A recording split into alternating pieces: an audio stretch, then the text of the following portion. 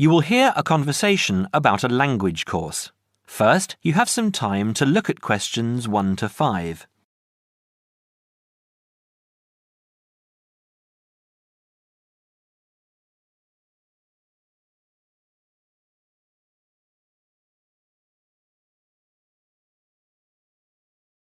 You will see that there is an example that has been done for you. On this occasion only, the conversation relating to this will be played first. Good morning, Borgheimer Language Courses. How may I help you? Oh yes, I contacted you some time ago about following a German course in Germany, and you advised me to take your placement test before we go any further. Well, I've done that now, so I'd like to go ahead with booking the course for this summer, if that's possible. Certainly, sir. You said you took the placement test. What was the result? I was placed at the O3 level. O3. Right. That's lower intermediate. Fine, Mr. The answer is Level 3 or Lower Intermediate, so the course level has been filled in for you. Now we shall begin.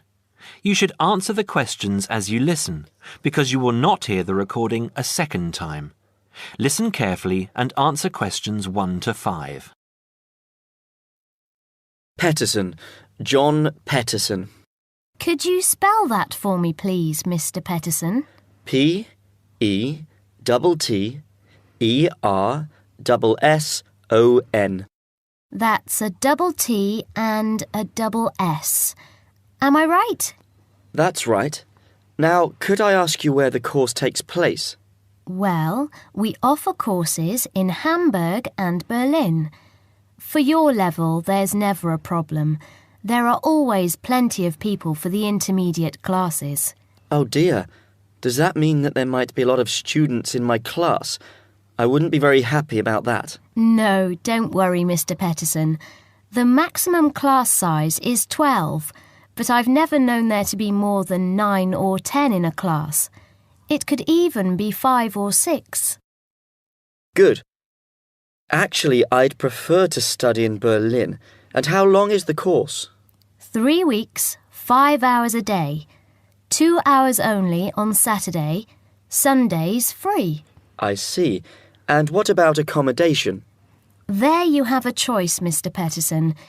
You can either stay with a German family who are used to having such guests, or you can stay on the university campus, or we can book you into a nearby bed and breakfast. Is there a big difference in price? Not really. Staying with the family works out the cheapest, and the bed and breakfast is a bit more money. Staying on the university campus comes somewhere between the two price-wise, but Berlin is not too expensive anyway. Which do you recommend? Well, if you want to practice your German and be part of a German family, I would recommend staying with a family. Our families are all hand-picked, and we've never had any sort of complaint. Yes, I'll probably do that then. What are the dates of the course? The first summer course starts on the 1st of June in Hamburg and a week later in Berlin, which is what would concern you as you have chosen the Berlin course. That's the 8th of June. The next course would begin on the 2nd of July and then... The 2nd of July course would be perfect for me. Can you put me down for it now? Certainly, Mr. Petterson. Can I have your address, please? 26 Mayfield Drive, Orpington, Kent. I'm afraid I can't remember the postal code. Don't worry, Mr. Petterson. I'll check on it. Before you hear the rest of the conversation, you have some time to look at questions 6 to 10.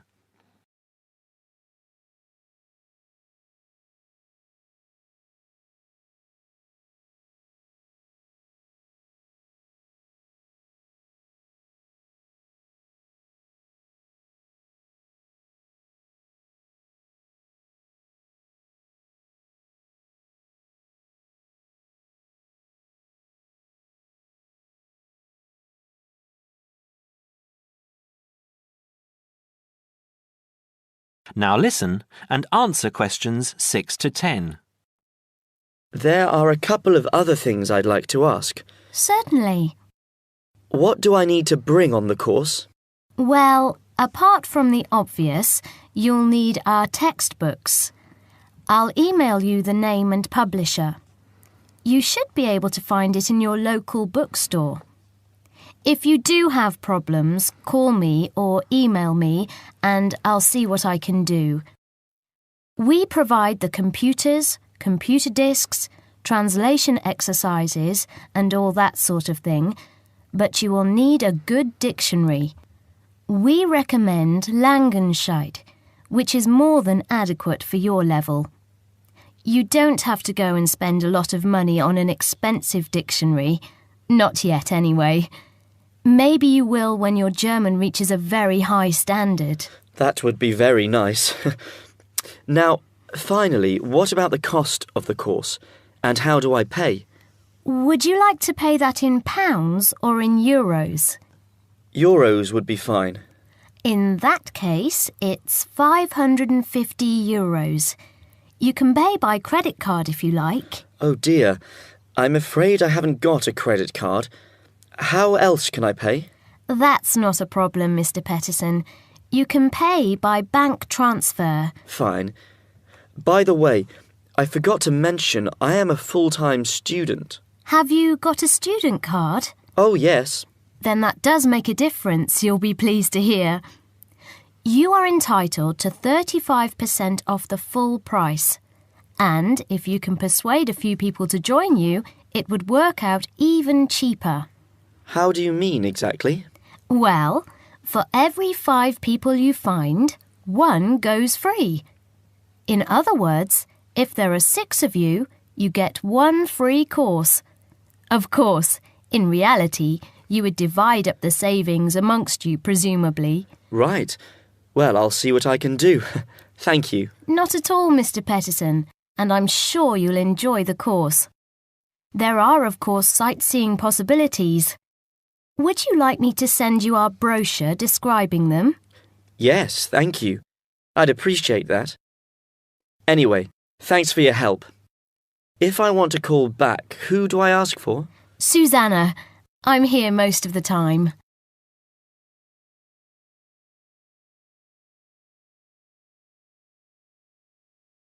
That is the end of part 1.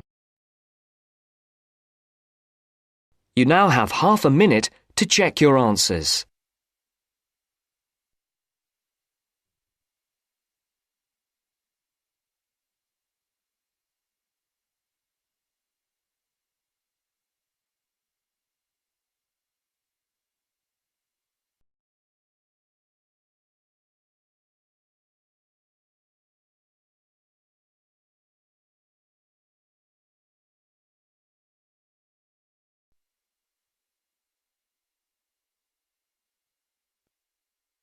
Now turns to part 2.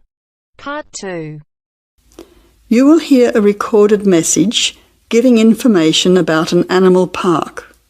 First, you will have some time to look at questions 11 to 15.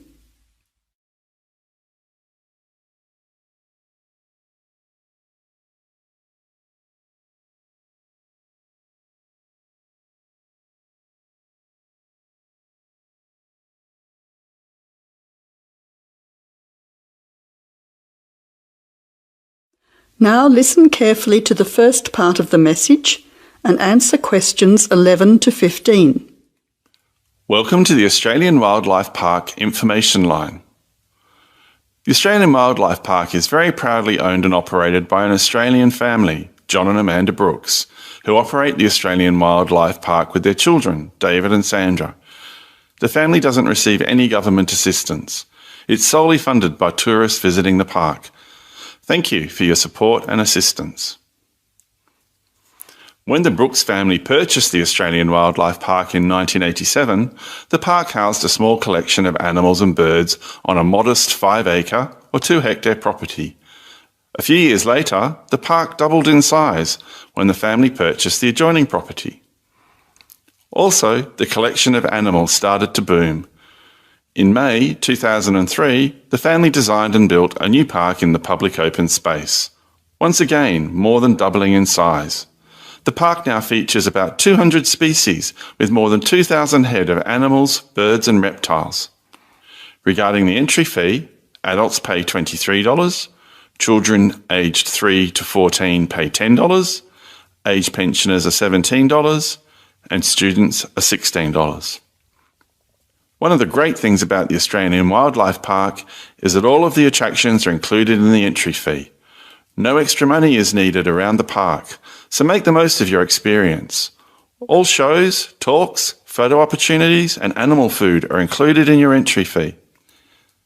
In addition, the Australian Wildlife Park is open every day of the year from 9 a.m. to 5:30 p.m, except Christmas Day, 25th of December. Before the final part of the message, you now have 20 seconds to look at questions 16 to 20.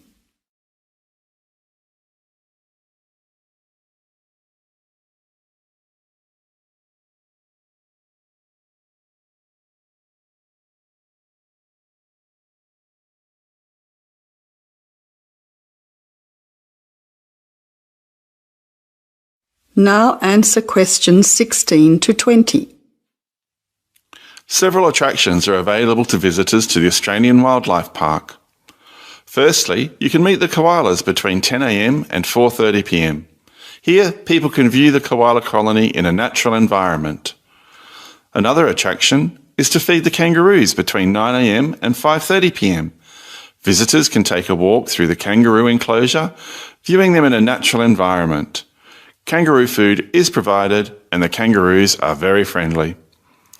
Also enjoyable are the wombats. At 11 a.m, 2 p.m. and 3:45 p.m, there are interactive shows where the team is delighted to introduce you to these popular animals. Other attractions that may interest you are an interactive farmyard, suitable for children of all ages. Animal food is provided and the animals are very friendly. In addition, the working farm is where the country comes to town. Visitors can milk a cow, bottle feed a lamb, watch farm dogs gathering the sheep. All the excitement of a real Australian farm. When they ask for volunteers, be sure to put your hand up. Everyone can get involved. We at the Australian Wildlife Park hope all our visitors have an enjoyable time. See you soon. That is the end of part 2. You now have half a minute to check your answers.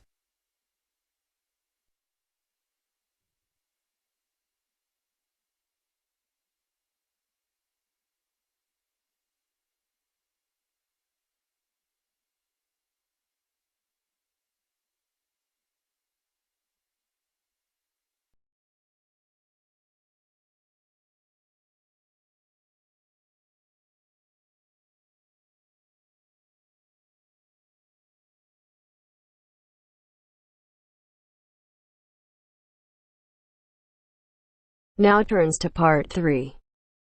Part 3. You will hear two friends discussing what to study at Mitchford University.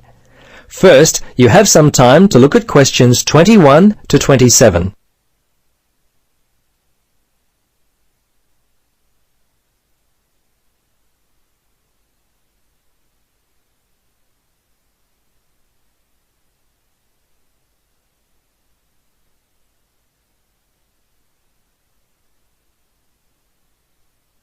Now listen carefully and answer questions 21 to 27. Hello, Gloria. Hi, Paul. I just heard that you're studying psychology this year. At the moment, that's true, but to be honest, I'm not sure exactly what to study. You're in your third year at university. Do you have any advice for me? Well, it's a difficult question for me to answer, but I do have some ideas based upon my personal experience that may be of help. Anything would be helpful at this point. I'm feeling a little worried about what I should do. Well, there are a few things that I would recommend. Firstly, ask yourself, what do you really enjoy studying? For example, maths, English, science? This will help you decide what course you should do.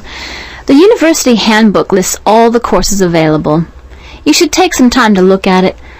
A couple of my friends spoke with recent graduates of courses which took up a lot of time. Another thing which took a lot of time was an interview at the Dean of Academic Affairs office. They're always so busy there.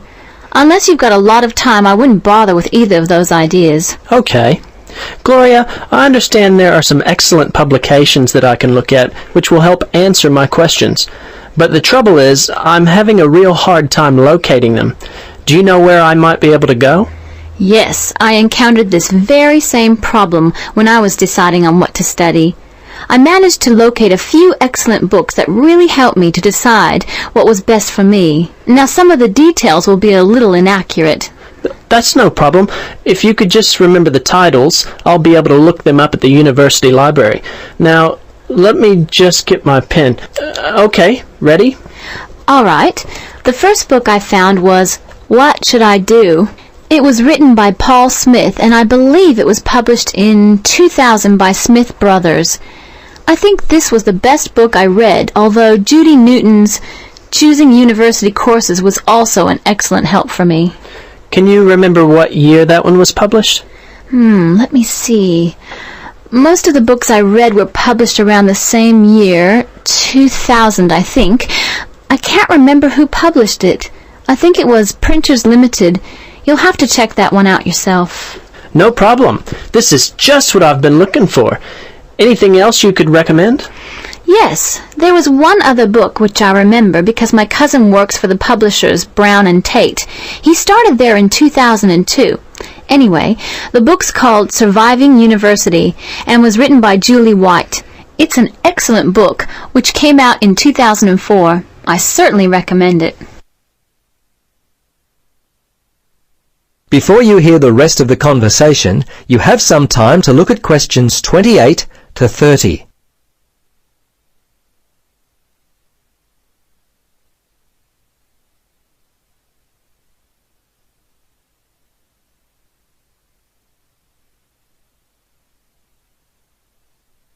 Now listen and answer questions 28 to 30. Gloria, this discussion has been so helpful. I wonder if I might ask one more question. Sure. What would you like to know? Well, I'm wondering why you finally decided to study psychology. Well, what helped me to decide was my interest in working with people. I think that's what you've got to really decide in your own mind. Do people give you energy or do they drain you of energy? I asked my friends what they thought of my idea, and most of them thought it was a good choice. Yeah, I think my parents or family members who know me well would be a good place to start. I think if you like to research subjects, you might prefer to work by yourself. That could help you to decide what area you should study. For me, I like working with numbers, and I knew psychology involved a lot of this, so that also helped me to choose my course of study. The bottom line is you've really got to know what you naturally like to do.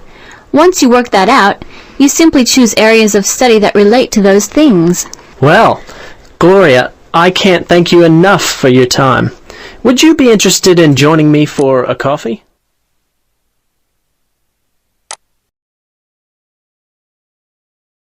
That is the end of part 3.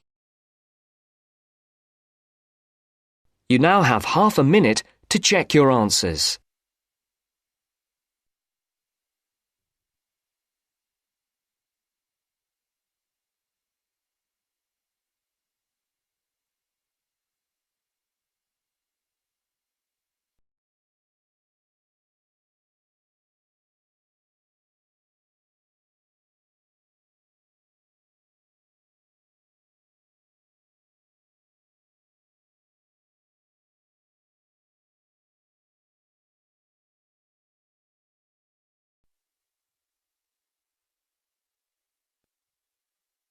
Now turns to part 4.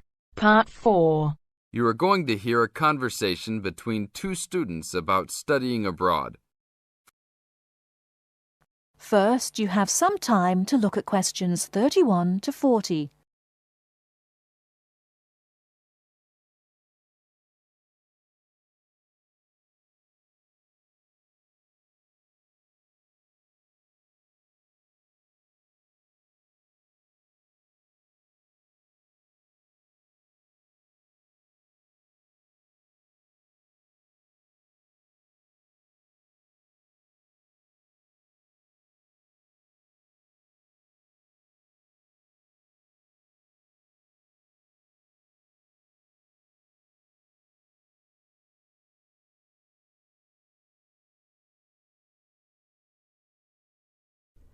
Now listen carefully and answer questions 31 to 40. Hey Mary, how's school going? Haven't seen you in a while. What have you been up to? John, good to see you again. I've been really busy the last couple of weeks. I'm applying to study abroad next year. Really? So am I. I think it will be a great experience to be able to study in another country. What country do you want to go to? At first I wanted to study in Africa, but my parents really don't want me to go there because they think it will be dangerous. So now I'm thinking about going to Spain, Italy or Japan. Actually, I think Africa would be a fascinating place. I would want to go there to visit. Maybe not to study, but definitely I would want to go visit. For next year, I want to go to either China or Germany to study, but my parents can't afford any European countries, so maybe... Why China or Germany? Well, I want to go to China because I think it's a really interesting country with a long history. Plus, it has been changing so much, and I think it is a great time to be there. I really want to improve my Chinese also, and I've been taking Mandarin courses the last 2 semesters. I would want to go to Germany because my mother is German, and I want to learn more about my cultural background. How about you? Why the countries you chose? Well, I want to go to a Spanish-speaking country.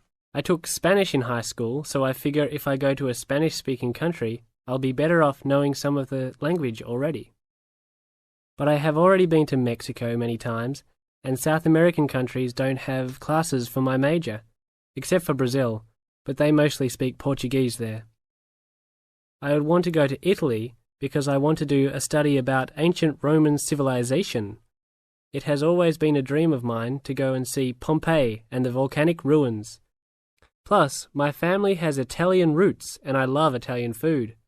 I want to go to Japan mainly because my girlfriend was born in Japan and always tells me all of these fascinating stories about Japanese history and culture.